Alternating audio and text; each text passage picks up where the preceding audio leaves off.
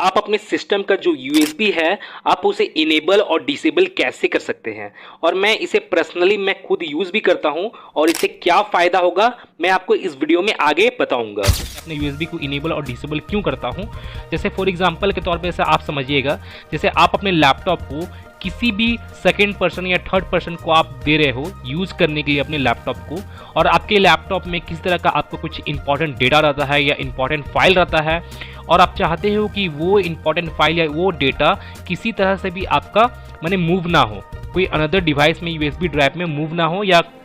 कोई भी आपका सेकंड पर्सन या थर्ड पर्सन जो भी है वो आपका डेटा को कॉपी ना कर सके,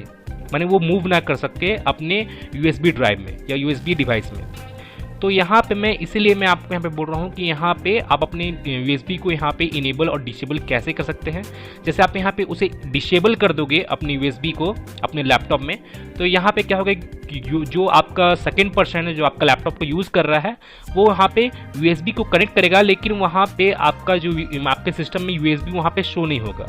उस सेकेंड पर्सन का या थर्ड पर्सन का यूएसबी डिवाइस आपके सिस्टम में शो नहीं होगा, और जिस कारण से आपका जो डेटा है वो सिक्योर रहेगा और वो किसी भी सेकेंड पर्सन या थर्ड पर्सन के पास जा नहीं पाएगा।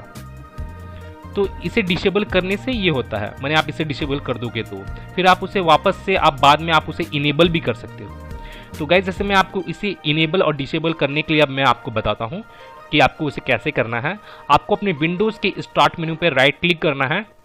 और आप यहाँ पे देखोगे यहाँ पे आपको डिवाइस मैनेजर का आपको यहाँ पे ऑप्शन शो होगा, तो आपको इस ऑप्शन पे क्लिक करना है और आपका जो डिवाइस मैनेजर है यहाँ पे कम्प्लीटली ओपन हो जाएगा। और आपको करना क्या है कि आपको इसे डाउनलोड की ओर स्क्रॉल डाउन करना है, और आप यहाँ पे जैसे देखोगे यहाँ पे आपको यूनिवर्सल सीरियल बस कंट्रोलर्स का आपको यहाँ पे ऑप्शन देखने को मिलेगा, तो आपको इस ऑप्शन पे आपको क्लिक करना है।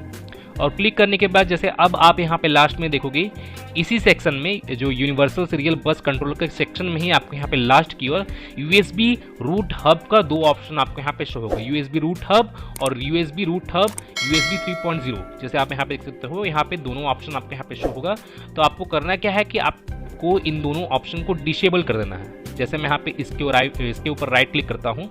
और आपको यहाँ पे डिसेबल डिवाइस का आपको यहाँ पे ऑप्शन देखने को मिलेगा, तो आप इसे डिसेबल कर दोगे तो आपका जो यूएसबी है आपके सिस्टम का वो डिसेबल हो जाएगा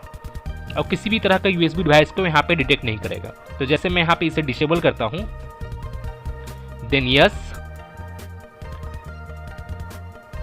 और यहाँ पे जैसे देखोगे यहाँ पे मेरा जो USB रूट हब है यहाँ पे मेरा ये डिसेबल्ड हो चुका है। अब इसी तरह आपको यहाँ पे USB रूट हब USB 3.0 को आपको यहाँ पे डिसेबल करना है। जैसे आप यहाँ पे देखोगे यहाँ डिसेबल डिवाइस का आपको ऑप्शन दिखेगा, तो आपको इसके ऊपर क्लिक करना है, देन यस, और आपका ये भी डिसेबल हो जाएगा।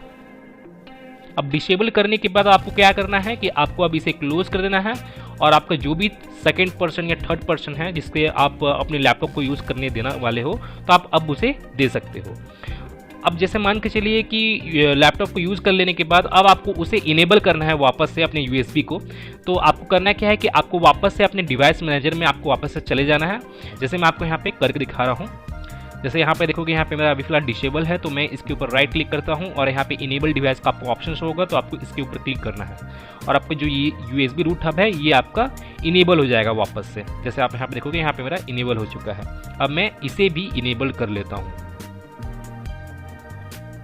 और यहाँ पे वापस से आपका जो यूएसबी है वो आपका इनेबल हो जाएगा। इनेबल होने के बाद अब आप यहाँ पे अपने यूएसबी को आप यूज़ कर सकते हो अपने सिस्टम में, माने आप अपने लैपटॉप में। तो गाइज मैं फिर मिलता हूँ नेक्स्ट वीडियो में, till then and bye bye.